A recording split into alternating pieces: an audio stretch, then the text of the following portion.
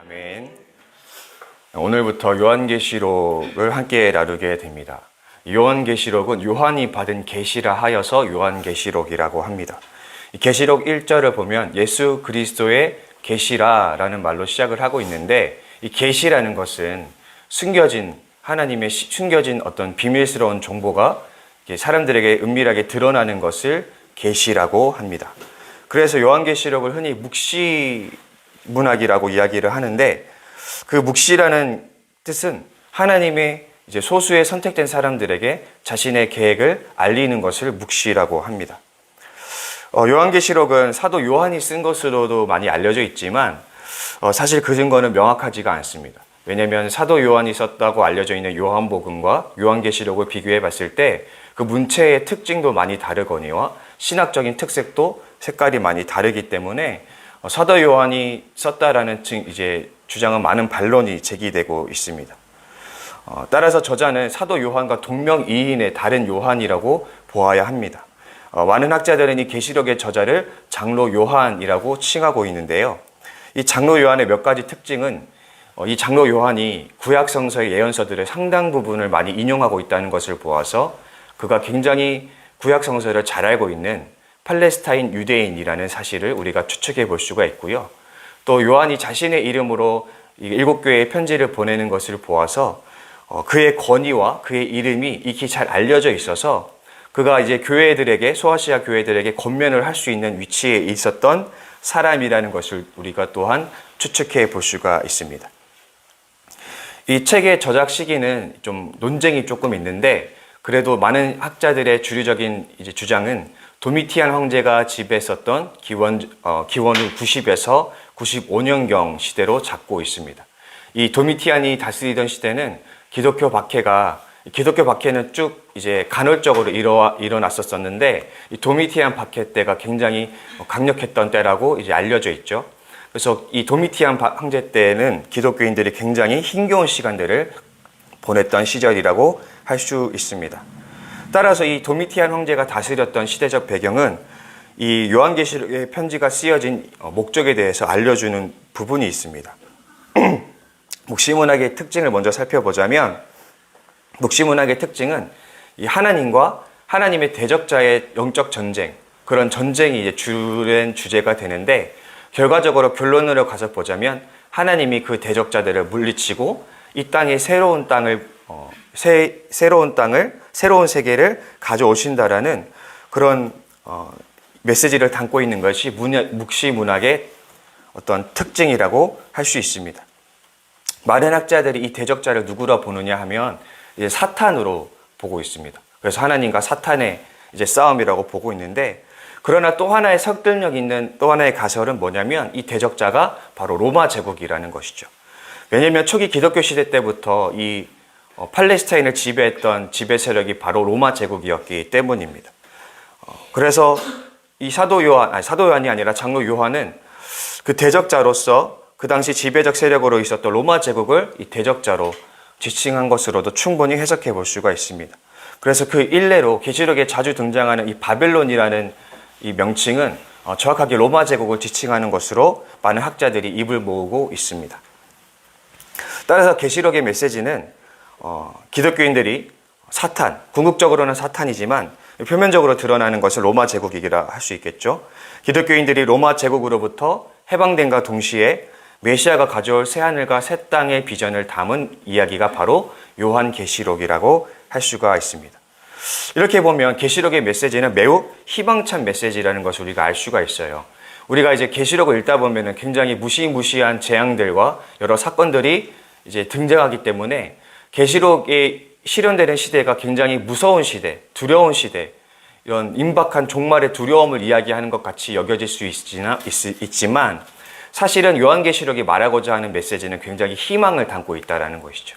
하나님께서 사탄을 결국 물리치고 이 땅에 새로운 세계를 가져올 것이라는 그 희망을 사람들에게 전해주고자 하는 것이 바로 요한계시록의 주된 목적입니다. 결론적으로 요한계시록에 쓰여진 주된 이유는 도미티안 황제로 인해서 시작된 그 박해로 괴로워하는 기독교인들에게 이제 희망을 주기 위해서 그들을 위로하고 신앙의 격려를 하기 위해서 쓰여진 책이 바로 요한계시록이라는 책인 것입니다. 오늘 1장 1절에서 3절의 말씀은 계시록의 표제와도 같은 부분이라고 할 수 있는데, 그렇기 때문에 이 부분이 굉장히 중요합니다. 왜냐하면 이 계시록을 쓴 최종 편집자가 최종 저자가 이 계시록에 쓴 것에 대한 목적이 선명하게 드러나고 있기 때문입니다.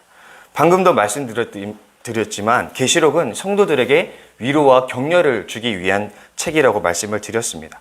그래서 3절을 보면 이렇게 나와 있죠. 이 예언의 말씀을 읽는 자와 듣는 자와 그 가운데 기록한 것을 지키는 자는 복이 있나니 때가 가까우리라.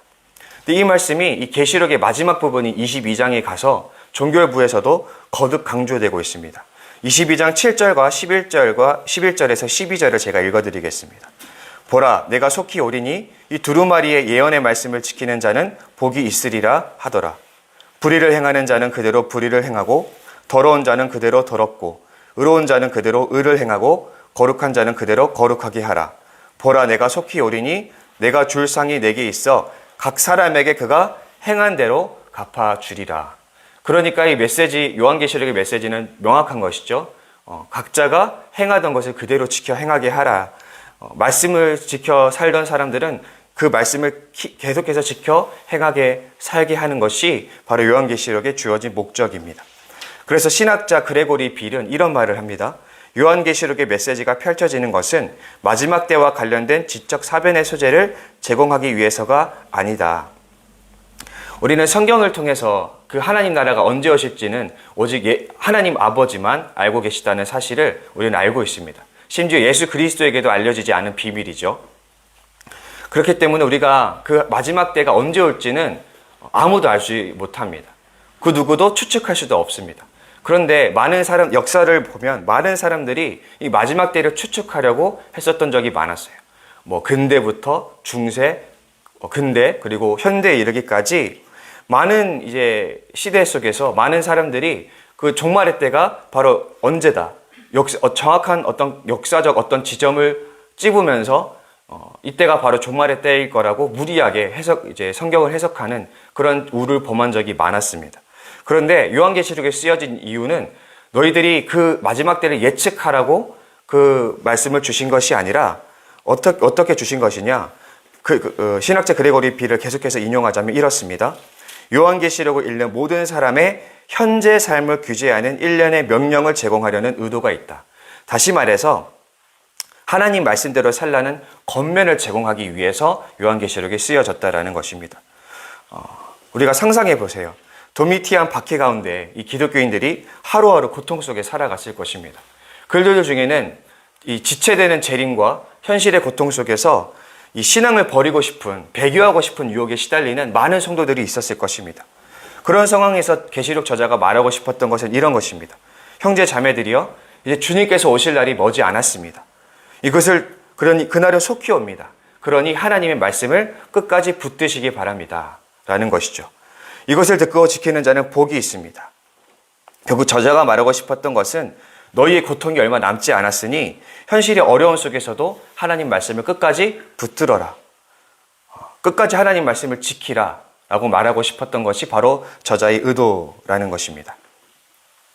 그리스도의 재림은 아직도 미래의 일로 우리에게 남겨져 있습니다. 우리는 계시록의 첫 번째 독자는 아니지만 그럼에도 우리 모두가 그리스도의 재림을 기다리고 있다는 점에서 우리는 1차 독자들과 그 상황이 크게 다르지 않습니다. 우리 역시도 종말의 때를 대비하며 살아가야 되는 것이 우리의 입장이라는 것이죠. 예수님의 열처녀 비유를 여러분 기억하시죠?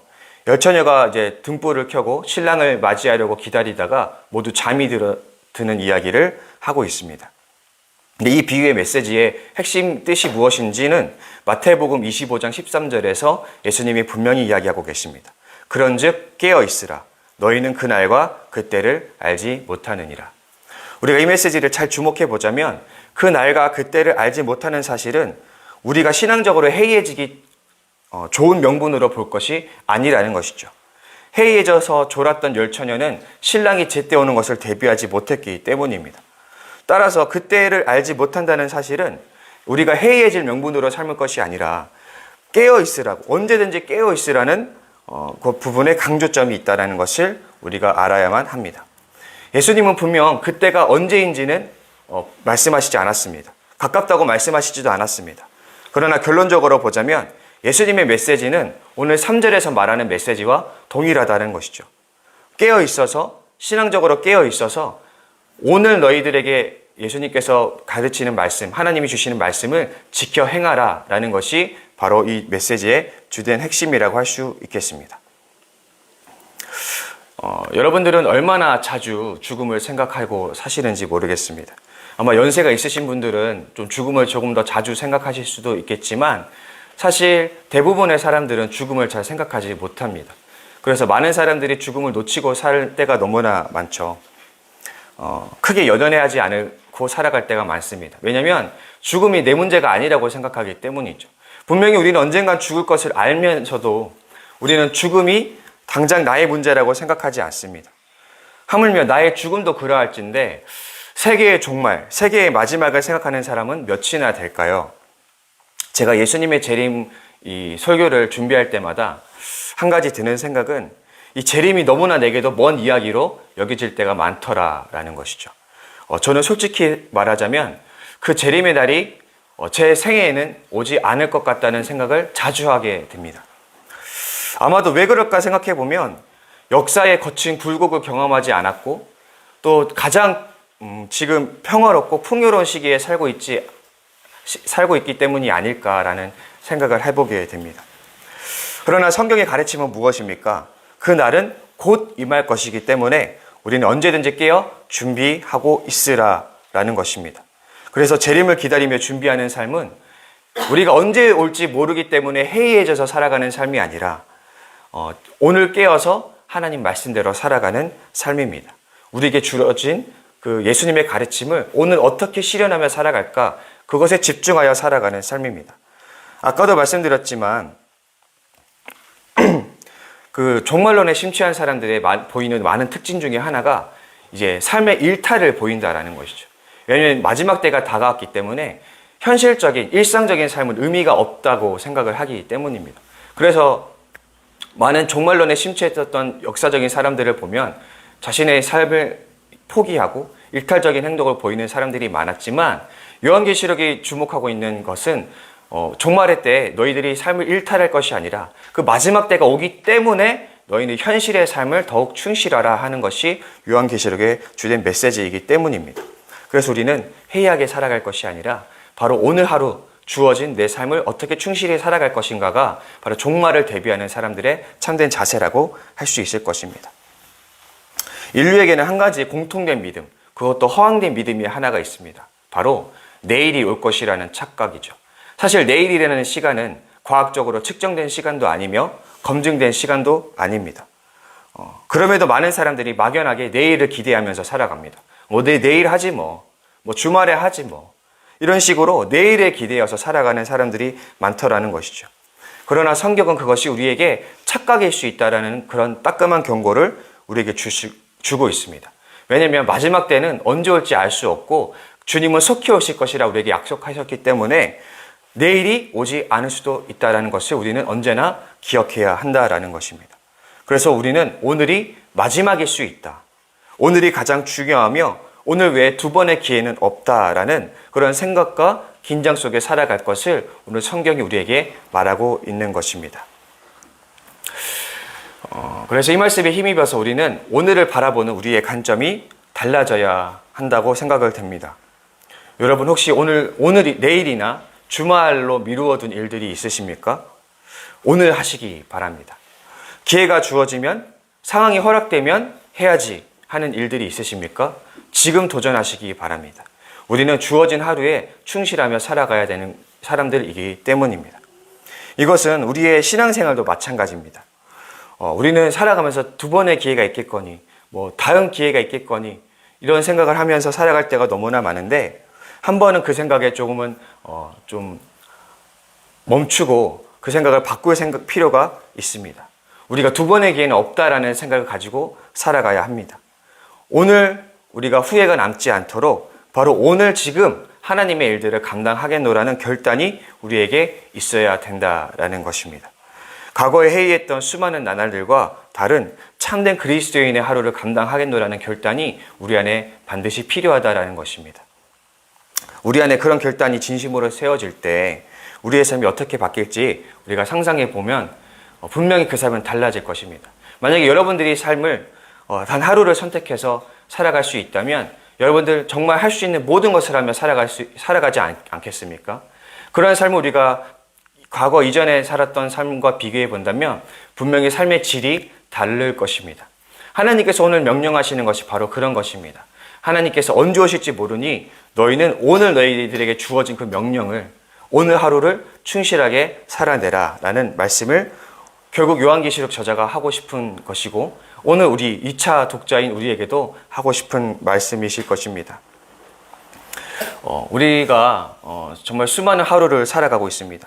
설교를 하는 지금 입장에서도 사실 저는 내일이 또 올 것만 같고 종말을 아직도 내게는 너무나 먼 이야기처럼 여겨지고는 있습니다. 그럼에도 불구하고 이런 생각들이 우리에게 자연스러울 수 있지만 그런 생각을 한 번씩 멈추고 오늘 하루에 힘주어서 오늘 하루를 최선을 다해 살아가는 삶이 우리에게 요구된다라는 것입니다. 그러니 말씀을 전하는 저도 말씀을 듣는 여러분도 내일이 올 거라는 생각들 또 기회가 또 있을 거라는 생각들을 조금은 내려놓고 오늘 하루를 충실히 살아낼 수 있는 저와 여러분이 될 수 있기를 바랍니다. 오늘 하루 어떻게 하나님께서 살기를 원하실까? 오늘 하루 내가 만나는 사람들에게 내가 어떻게 해야 될까? 오늘 하루를 대하는 나의 태도는 어떠해야 할까를 좀 돌아보시면서 오늘 하루를 최선을 다하며 살아가는 그런 훈련을 우리가 오늘부터라도 시작할 수 있기를 바라며 그래서 오늘 하루를 살고 내일 주님을 맞이한다 하더라도 당당하게 주님의 재림을 맞이할 수 있는 복된 저와 여러분이 될 수 있기를 간절히 소망합니다. 우리 시간 함께 기도하실 텐데요. 우리가 어제 고백 예배를 은혜 가운데 잘 마쳤습니다. 이제 또 성탄절에 또 세 번째 고백 예배가 남아있고 우리가 그 가운데 계속해서 작정자를 위해서 기도하는 릴레이 기도 시간을 갖습니다. 하나님, 우리가 작정자를 위해서 기도할 때 그 기도의 열매가 고백 예배 때 열릴 수 있도록 열매를 맺을 수 있도록 주님 은혜를 더하여 주시옵소서 위해서 기도해 주시고 또 우리가 이제는 25년을 준비하면서 사무총회도 이제 준비해야 되고 내년을 준비해야 합니다. 하나님 또 이 지저스처치가 25년에 어떻게 나아가야 될지를 주님 선한 길을 보여주셔서 우리가 지혜롭게 잘 준비할 수 있도록 도와주시옵소서 위해서 기도해 주시고 또 각자 가지고 나오신 기도 제목 가지고 기도하실 텐데 우리 주기도문으로 함께 고백하시고 함께 기도하도록 하겠습니다. 하늘에 계신 우리 아버지, 아버지의 이름을 거룩하게 하시며 아버지의 나라가 오게 하시며 아버지의 뜻이 하늘에서와 같이 땅에서도 이루어지게 하소서. 오늘 우리에게 일용할 양식을 주시고 우리가 우리에게 잘못한 사람을 용서하여 준 것 같이 우리 죄를 용서하여 주시고 우리를 시험에 빠지지 않게 하시고 악에서 구하소서. 나라와 권능과 영광이 영원히 아버지의 것입니다. 아멘.